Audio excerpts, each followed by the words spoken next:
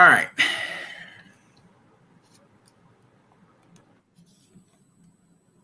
John, you want to start it off? Oh, I'm starting it? Okay. Ohio State at Notre Dame. I think Ohio State is favored by like 2.5. I think so. I think Notre Dame is going to win. I think the reason I think Notre Dame is going to win is because of what I said earlier about the O-line. There's no doubt that Ohio State has some of the best wide receivers. I've said this for the last couple of years. And this continues. Hartline is one of the best recruiters of wide receivers and coaches of wide receivers. And I also think that Ryan Day overall is a pretty good play caller. I think he called his best game against Georgia last in the playoffs. Thought that was really good. Hartline, I think they've discussed that slowly they're going to start passing the torch over to Hartline for play calling, but Ryan Day will probably still have most of it, if not all of it, against this team. But yeah, I really do think that your O-line is a problem because Kyle McCord with like a better, like Georgia's O-line or Michigan's O-line would probably be able to win this game.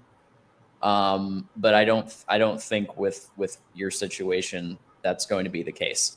I also would worry about your secondary against Sam Hartman and what he's able to do. He's a big improvement over the dumpster fire that was the quarterback situation at Notre Dame last year. He's a really good quarterback, and they did a good job at getting him. So yeah, I think Notre Dame's going to win the game by like 3 points, something like that.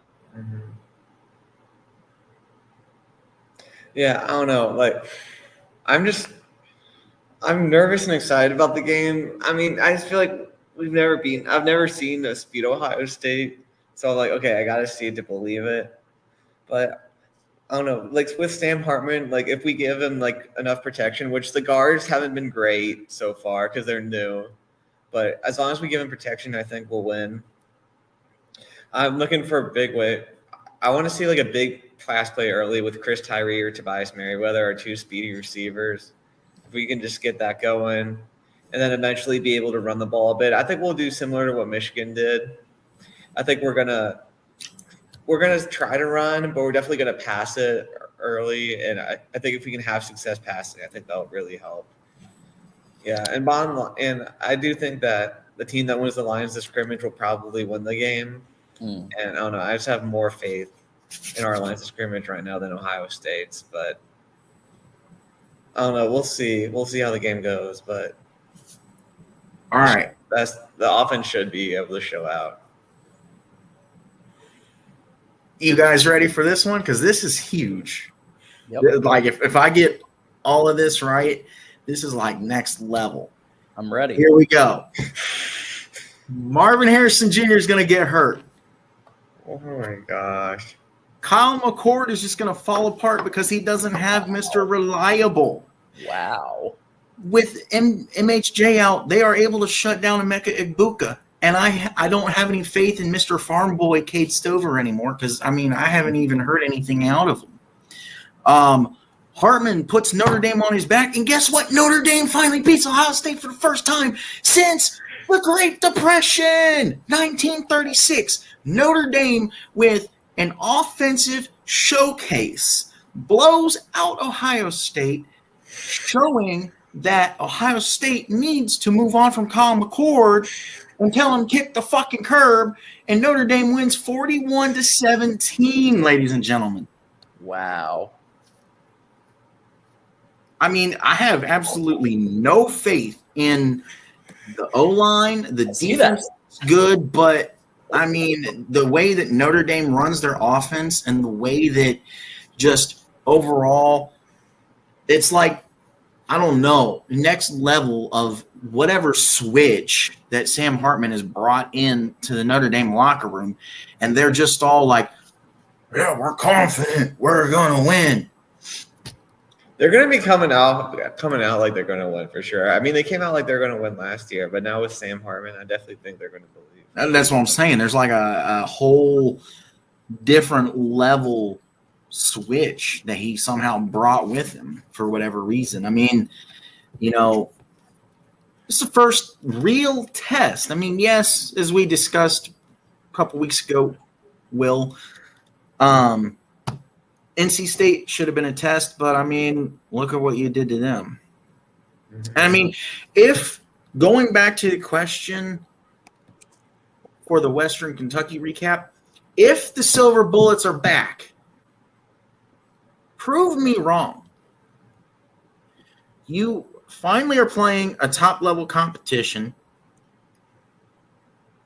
and I mean, just there is still so many questions that everybody just wants to skim over because we're coming into this 3-0. Notre Dame's coming into this 4-0. Stupid week 0 games. We'll talk about that some other time. Absolutely stupid, retarded. Because not everybody plays. I mean, if you're going to have a week 0, just make everybody freaking play. Notre Dame is probably the best they've been since Brady Quinn right now. Am I going to have to defend Ohio State? So I think that there's a bit of a mismatch here. I don't see this score, and the reason is because, okay, I think that you're as good as I think Hartman is. Audric Estime, that's I'd say one of your key guys, and that's a mismatch because Ohio State's front, like D line, like JTT.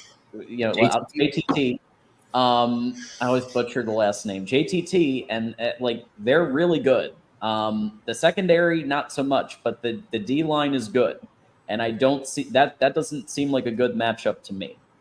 That's why I'm thinking Notre Dame will win, but I think it's going to be much closer than that. I wasn't expecting that from you, Buckeye Mike. Audric was the main silver lining of that Ohio State game last year, though. Like he had success against the Buckeyes last year. True. So I know Ohio State's defense is better, but True. Mike I think we'll definitely have. I think definitely late. I think because Audric has been able to I think Audric can have a similar run to Donovan Edwards because Audric's been able to Audric's gotten faster. It's like scary. I'm like, oh my gosh! Like last year he was like kind of slow and like physical, but this year he's fast and physical, and I'm like, oh my gosh! Like he's just a freak of nature right now, man. But I definitely think Notre Dame will use all 5 of their backs. I think Estime, Price, Ford, Payne, and Love will all get some. But I think Audric will probably get the plurality of the carries for sure. Yeah, I mean, I guess it's the number of people in here, but I'm surprised the chat's not blowing up. Mm-hmm.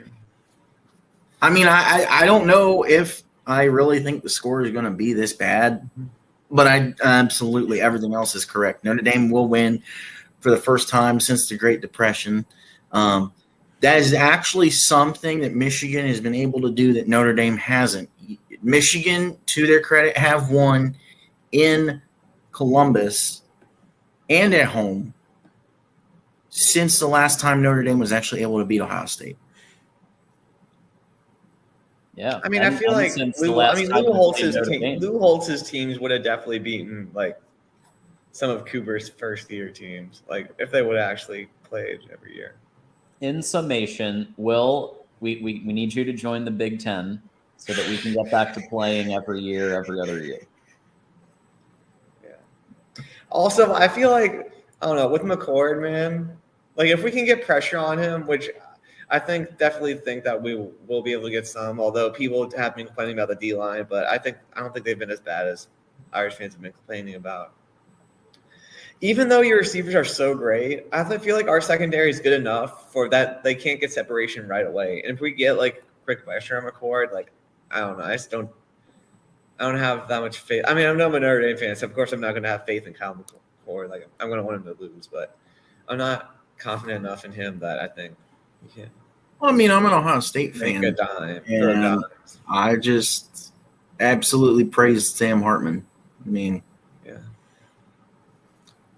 mean, Kyle can make the reads if he has enough time. I just don't think with the way that the Notre Dame defense stacks up, I don't think he'll have enough time to make his progressions because we have an offensive tackle issue that still hasn't been solved. And obviously, Western Kentucky's defense was shady, so that kind of covered up the issue. Mm-hmm. And same with Youngstown State. Mm-hmm. I mean, it's easy to look, and I think this is my whole point to Michigan fans. It's easy to look dominant against lesser competition. Now, I know the last 2 years Michigan has looked dominant against Ohio State, but Ohio State is equal competition because look at your playoff games. You just completely disappeared. Mm-hmm. So it's all about the level of competition, which is why I am excited for the next 10 years because we have home and homes with Oregon, which is going to change because they're coming to the conference. Home and homes with Bama, home and homes with Georgia, home and homes with Texas, Boston College. Boston College. Oh, it's funny. They're funny. But I mean, Yeah. I was thinking I might have to defend Indy a bit, but I don't know. I just really hope that some of our receivers can break out because people have been hating on the Notre Dame receivers for years, but I feel like they'll be able to get some separation, and Sam Hartman will be able to throw it in there for them. I want to see some big plays for Merriweather and Tyree for sure.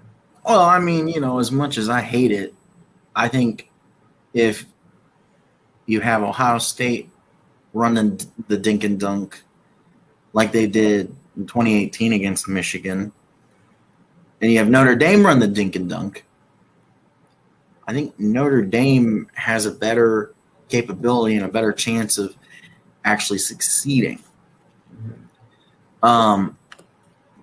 Obviously, the Ohio State secondary has improved, but how much improvement? I mean, like I said, you can look like a shutdown corner and safety against Indiana, bottom of the barrel Big Ten. Yeah, it's a Power 5 team, bottom of the barrel. Youngstown State, FCS team. Western Kentucky, group of 5. I mean, if the silver bullets are really here and Ryan Day or somebody sees this, put this on the freaking boards this week and check it off one by one and prove me wrong. One thing I think Notre Dame's linebacker play has also gotten significantly better. I mean, it's the same guys from last year, but they actually look like they know what they're doing, which at times they didn't last year. So I definitely think that they'll shine as well in this game. I think I threw a curveball because John's just sitting there like, I don't know what to do or say.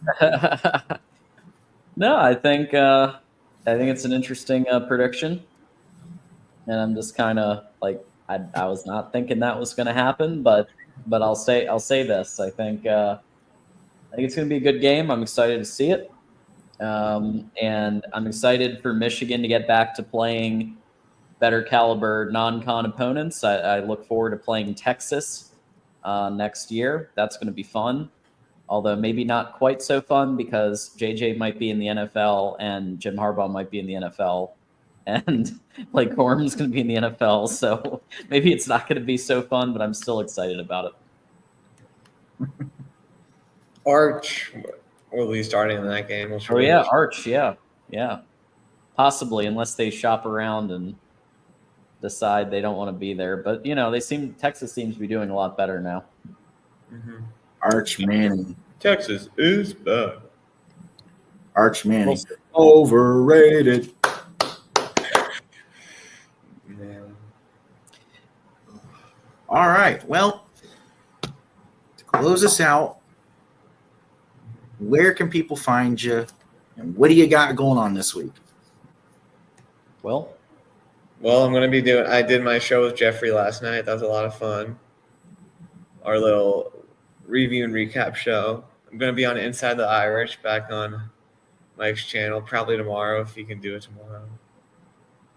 And I'm going to be on the Pac-12 show as well, so it'll be fun. And yeah, check out the post-game show. Win or lose, I will be doing the Nerd and post-game show with the two Irish brothers and Wicked Bronco Productions. So yeah. So everybody can follow me at John Dadamo1. I just passed 1,000 followers. I'm finally putting some time into getting that up. So please follow me on Twitter/X if you have not, so we can keep that ticking up. Tomorrow, like I mentioned, is Michigan Wolverines Live, 5 p.m. Eastern. We have an awesome panel lined up. I'm very excited about it. I already mentioned who's going to be on there earlier, but Rutgers Wire is going to be on there. Obviously, we'll have Nelson and Tanner back. Saturday will be Michigan Post Game Live with Dre and myself.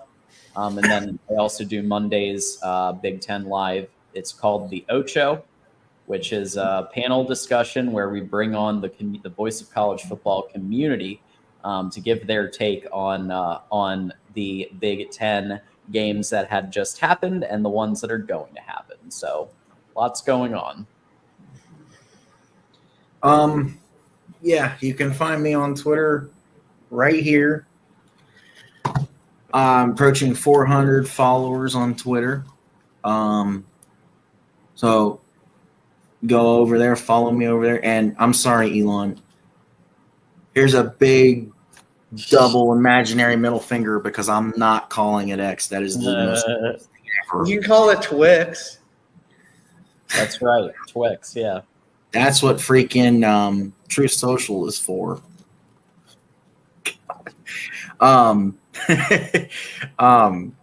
So yeah, follow me over there. You can praise me. You can tell me I suck and I'm stupid. I don't know what I'm talking about because Ohio State is going to go into South Bend and absolutely demolish Notre Dame. And they're going to be out for blood in 2 months and beat the ever-loving crap out of Michigan. You can tell me that I suck on socks and need to have a drool bucket. But just go over there and give me a follow. We can chat it up. Yeah. And yeah, I hope everyone had a great night. Thank you for tuning in to 30-Minute War. Hit the like button. Hit the like button, subscribe, because it helps everyone. And as my good buddy Ref always says, it builds morale.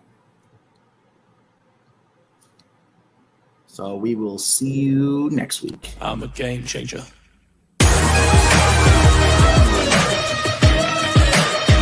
I'm a game changer.